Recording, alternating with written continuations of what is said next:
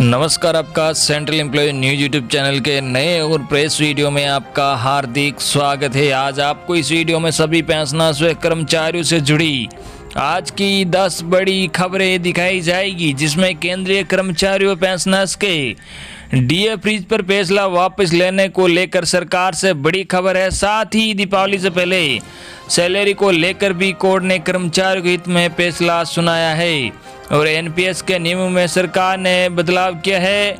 वही डीए में 5.5% की बढ़ोतरी को लेकर भी गुड न्यूज़ आई है। इसी के साथ कुछ और भी बड़ी खबरें हैं जो आपको इस वीडियो में देखने को मिलेगी। तो जानते हैं आज की सभी बड़ी खबरों को, लेकिन इससे पहले अगर आपने अभी तक भी इस वीडियो पर एक लाइक नहीं किया तो एक लाइक कर दीजिए, क्योंकि आपका एक लाइक ही हमारी मेहनत का फल होता है। वही चैनल को भी फ्री में सब्सक्राइब नहीं किया और सब्सक्राइब कर लीजिए, ताकि आगे भी आपको कर्मचारियों और पेंशनर से जुड़ी हर एक अपडेट सबसे पहले देखने को मिलती रहे। दोस्तों, कर्मचारियों और पेंशनर से जुड़ी बड़ी खबरों को जानने से पहले नए श्रम कानून में बड़ा बदलाव किया है, जो सभी देशवासियों को जानना बहुत ही जरूरी है। जी हां, आपको बता दें कि नए श्रम कानून में बड़ा बदलाव, कंपनी बंद हुई तो कर्मचारियों को मिलेगा मुआवजा। जी हां, नए श्रम कानूनों के तहत अब निजी कंपनी के कर्मचारियों को भी जल्द बड़ी सौगात मिलेगी।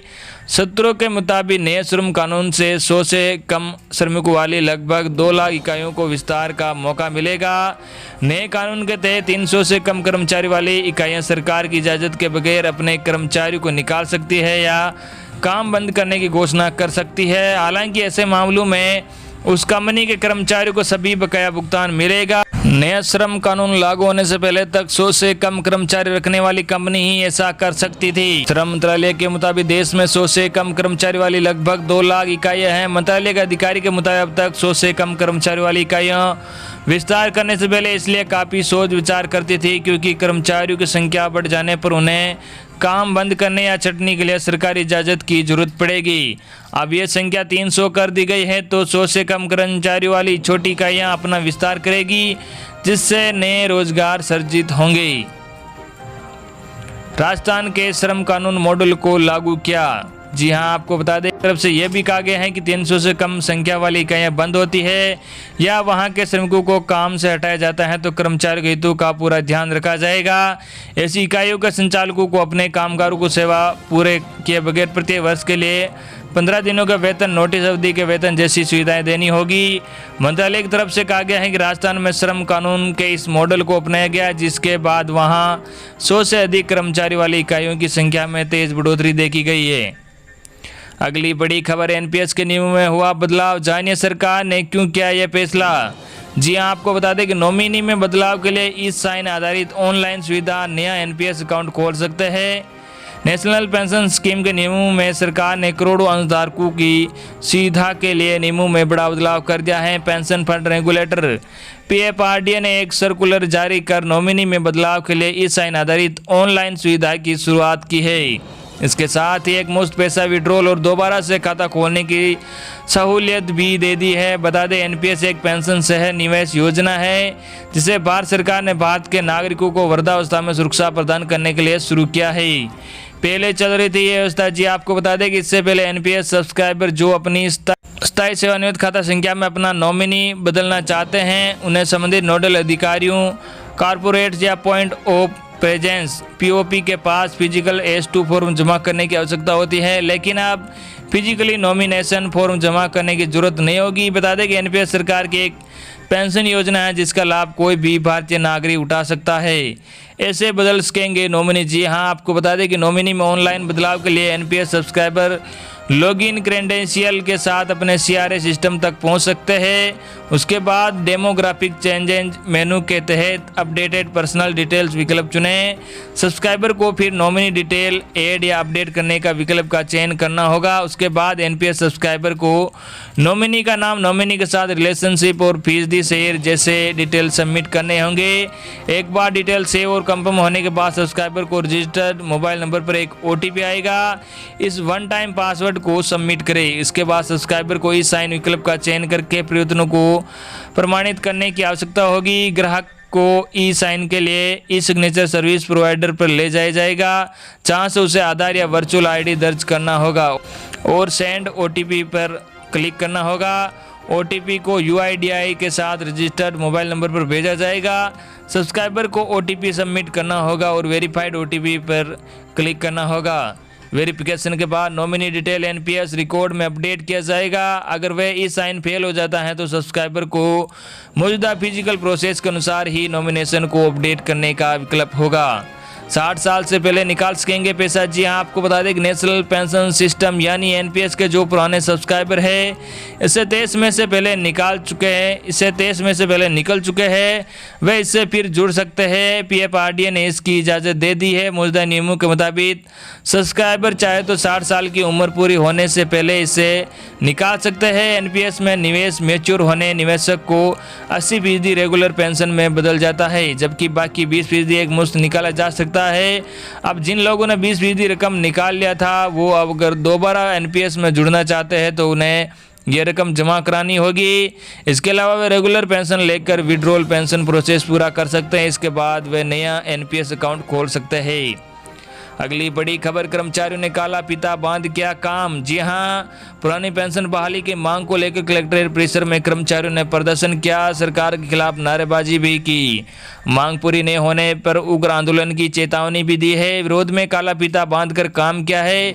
इस मौके पर कर्मचारियों ने कहा कि 2005 के बाद नियुक्त कर्मचारियों के लिए पुरानी पेंशन व्यवस्था समाप्त कर नई पेंशन व्यवस्था लागू कर दी गई है, जो कि कर्मचारियों के हितों पर कुठाराघात है। कहा कि पुरानी पेंशन व्यवस्था बंद होने से कर्मचारी भविष्य को असुरक्षित महसूस कर रहा है। इस मौके पर कर्मचारियों ने एक स्वर में पुरानी पेंशन बहाली की मांग की है। कहा कि जल्द पुरानी पेंशन बहाल नहीं की गई तो कर्मचारी मजबूर होकर उग्र आंदोलन को बाध्य होंगे। अगली बड़ी खबर, सरकारी कर्मचारियों के लिए बड़ी खुशखबरी, वेतन नहीं देने पर कोर्ट ने कहा दिवाली की खुशी से वंचित नहीं करे। जी हां, दिल्ली हाई कोर्ट ने दिवाली से पहले उत्तरी दिल्ली नगर निगम के 9000 टीचर्स के अटके वेतन को लेकर निर्देश दिए हैं। NDMC के स्कूलों के शिक्षकों के वेतन मामले में दिल्ली हाई कोर्ट ने टिप्पणी करते हुए कहा कि दिवाली नज़दीक है और कर्मचारियों को दिवाली की खुशी से वंचित नहीं करे। न्यायमूर्ति हिमा कोहली व न्यायमूर्ति S प्रसाद की पीठ ने कहा कि वैसे ही काफ़ी संख्या में लोग कोरोना महामारी के कारण अवसाद में हैं। सुनवाई के दौरान NDMC ने पीठ को बताया कि उन्होंने शिक्षकों के जून माह के वेतन का भुगतान किया है।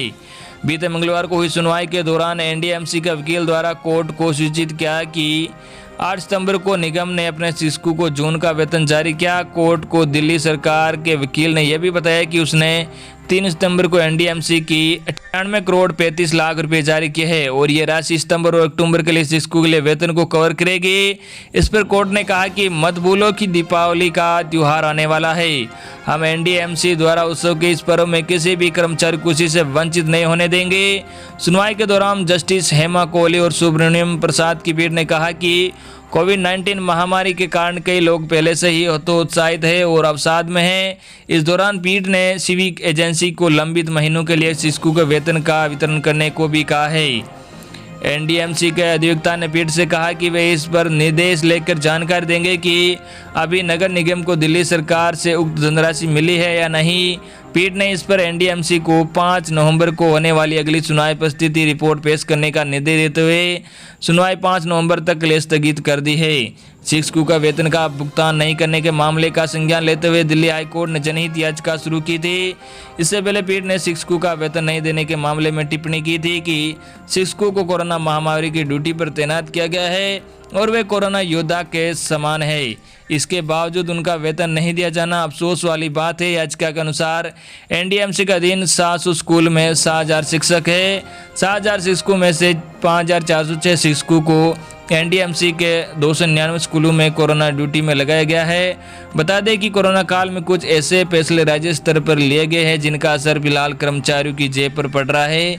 दिल्ली ही नहीं बल्कि अन्य राज्यों में भी कर्मचारियों को वेतन में कटौती की जा रही है या फिर उनका वेतन अटका हुआ है। वेतन नहीं देने पर DU के 4 कॉलेजों को भी नोटिस। जी हां, मई माह से वेतन नहीं मिलने के खिलाफ दिल्ली विश्वविद्यालय DU के विभिन्न कॉलेजों के 8 शिक्षकों द्वारा दायर याचिका पर दिल्ली हाईकोर्ट ने डॉक्टर भीमराव अंबेडकर कॉलेज, भगिनी निवेदिता कॉलेज, आदिति महाविद्यालय महिला कॉलेज और शहीद Sukhdev college of business studies को नोटिस जारी कर स्थिति रिपोर्ट पेश करने को कहा है। न्यायमूर्ति हिमा कोहली व न्यायमूर्ति एस प्रसाद की पीठ ने साथ ही दिल्ली सरकार व डीयू को मामले में जवाब दाखिल करने को कहा है। याचिका पर अगली सुनवाई 4 नवंबर को होगी। अगली बड़ी खबर, केंद्रीय कर्मचारियों के लिए जरूरी सूचना, महंगाई भत्ते डीए के भुगतान को लेकर सरकार ने दिया जवाब। जी हां, आपको बता दें कि केंद्रीय कर्मचारियों के लिए एक जरूरी सूचना है। हर कर्मचारियों को इस खबर को ध्यान से देखना चाहिए क्योंकि ये महंगाई भत्ते डीए से जुड़ी है। असल में सोशल मीडिया पर इन दिनों एक खबर वायरल हो रही है कि केंद्रीय कर्मचारियों को डीए में कटौती किए जाने की घोषणा केंद्र सरकार ने वापस ले ली है, यानी कर्मचारियों को डीए का भरपूर लाभ मिलने वाला है। मैसेज में यह भी कहा गया है कि 1 जनवरी 2020 से ये महंगाई भत्ता लागू करके इसका भुगतान किया जाएगा। इस सूचना को पुख्ता बनाने के लिए केंद्रीय वित्त मंत्री निर्मला सीतारमण का भी पत्र भी अटैच करके दर्शाया जा रहा है। इस खबर के बाद से कई कर्मचारियों को डीए की आस फिर से बंद गई है, लेकिन हम आपको उसकी सच्चाई बताते हैं। असल में ये एक फेक न्यूज़ है, फर्जी मैसेज है। सरकार ने इसका सिरे से खंडन किया है और स्पष्ट किया है कि इस प्रकार का कोई आदेश सरकार द्वारा जारी नहीं किया गया है। प्रेस इन्फॉर्मेशन ब्यूरो पीआईबी की फैक्ट चेक विंग ने इस खबर को झूठा बताते हुए इसे खारिज कर दिया। सरकार ने इस अफवाह को निराधार बताते हुए सच्चाई सामने ला दी है। अगली बड़ी खबर, सेल कर्मचारियों का महंगा भत्ता 3.6% बढ़ा, 69,000 संयंत्र कर्मी होंगे लाभान्वित। वही सेल के अधिकारियों के डीए में 5.50% का इजाफा। जी हां, steel authority of India limited ने कर्मचारियों को महंगा भत्ते में 3.6% की बढ़ोतरी की है। वही अधिकारियों को डीए में 5.5% का इजाफा किया है। ये 1 अक्टूबर 2020 से प्रभावी होंगी। इससे 69,000 संयंत्र कर्मी लाभान्वित होंगे। पिछले तिमाही में लॉकडाउन का असर सेल कर्मियों के डीए पर भी हुआ था। इस कारण कर्मचारियों को डीए में 0.5 और अधिकारियों के इस भत्ते में 0.8% की कटौती की गई थी। अब देश की अर्थव्यवस्था में सुधार हो रहा है, इसके लिए महंगाई भत्ते में वृद्धि की गई है। लेबर ब्यूरो प्रत्येक 3 माह पर बाजार की स्थिति को देखते हुए सेल कर्मियों के डीए में वृद्धि और कटौती करता है। इस तिमाही खाद्य पदार्थ, औषधि समेत दैनिक उपयोग की गई अन्य वस्तुओं की कीमत में उछाल आए हैं। इस कारण भत्ता बढ़ाया गया है। वर्तमान समय में कर्मचारी को डीए 65.8% है, यह बढ़कर अब 69.4% हो गया है। अधिकारियों का महंगा भत्ता 159.9% से बढ़कर 165.4 पर आ गया है। संयंत्र कर्मियों को बढ़ी हुई राशि की जानकारी उनकी वेतन पर्ची से मिल जाएगी। किसकी कितनी बढ़ेगी राशि? जी हां, आपको बता दें कि 3.6% वृद्धि के बाद अनादिशासी संवर्ग में S1 ग्रेड को 602 रुपये व S11 ग्रेड को 1496 रुपये का फ़ायदा प्रतिमाह होगा। अधिशासी संवर्ग में E1 ग्रेड के वेतनमान में 1575 रुपये और E8 ग्रेड को 4,835 रुपये का लाभ होगा। तो ये थी आपके लिए आज की बड़ी और बेहद ही महत्वपूर्ण बड़ी खबर। आई होप कि आपको आज की हमारी जानकारी पसंद आई होगी। धन्यवाद।